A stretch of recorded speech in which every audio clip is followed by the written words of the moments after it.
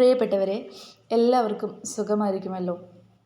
നമ്മുടെ സ്കൂളിൻ്റെ പുതിയ സമയക്രമീകരണവുമായി ബന്ധപ്പെട്ട ചർച്ചയ്ക്ക് സർക്കാർ തയ്യാറായിരിക്കുകയാണ്. സംസ്ഥ സമയം അറിയിച്ചാൽ ചർച്ച ചെയ്യാൻ വിദ്യാഭ്യാസ മന്ത്രി തയ്യാറായിരിക്കുകയാണ്.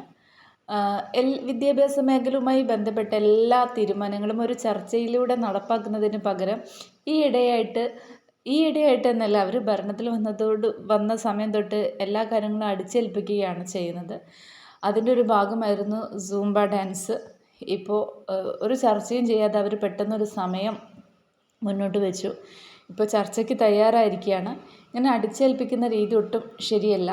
എല്ലാ വിഭാഗക്കാരുടെ ആശങ്കകളും പരിഹരിച്ചുകൊണ്ടായിരിക്കണം വിദ്യാഭ്യാസ മേഖലയിലെ പുരോഗതികൾ നടപ്പാക്കേണ്ടത്. നമ്മുടെ ഈ ഒരു മതസൗഹാർദ്ദമായിട്ടുള്ള ഒരു രാജ്യത്ത്, പ്രത്യേകിച്ച് നമ്മുടെ ഒരു കേരളത്തിൽ ഇതുപോലെയുള്ള കാര്യങ്ങളൊക്കെ തീരുമാനിക്കുമ്പോൾ, സൂംബ ഡാൻസ് പോലെയുള്ള, ഇപ്പോൾ പുതിയ സമയക്രമീകരണം പോലെയുള്ള കാര്യങ്ങളൊക്കെ തീരുമാനിക്കുമ്പോൾ തീർച്ചയായിട്ടും എല്ലാ മേഖലയിൽപ്പെട്ട ഉന്നതരുമായിട്ട് ചർച്ച ചെയ്യേണ്ടതായിരുന്നു.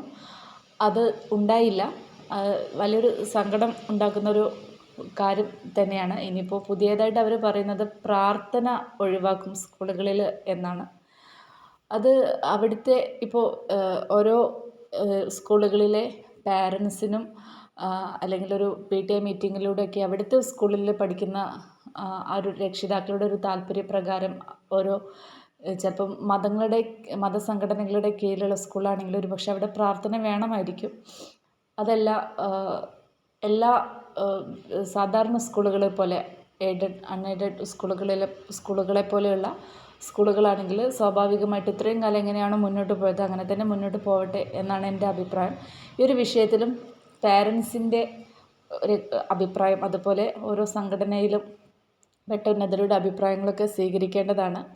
പിന്നെ ഈ ഒരു നമ്മുടെ വിദ്യാഭ്യാസ മന്ത്രിയുടെ ഒരു പുതിയ സമയക്രമീകരണവുമായി ബന്ധപ്പെട്ട ആ ഒരു തീരുമാനം അവരുടെ ഒരു രാഷ്ട്രീയ തന്ത്രമായിട്ടാണ് എനിക്ക് തോന്നിയിട്ടുള്ളത്. ഞാൻ എൻ്റെ ഒരു അഭിപ്രായം പറയുന്നു എന്ന് മാത്രം.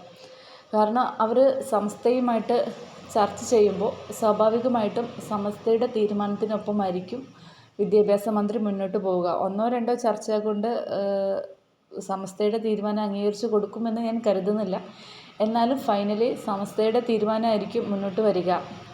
ഇതിൻ്റെ അർത്ഥം നമ്മൾ മനസ്സിലാക്കേണ്ടത്, ഇവർ ന്യൂനപക്ഷങ്ങളുടെ വോട്ട് ഉറപ്പിക്കാൻ വേണ്ടിയിട്ടുള്ളൊരു തന്ത്രമാണ് ഈ കാട്ടിക്കൂട്ടുന്നത്.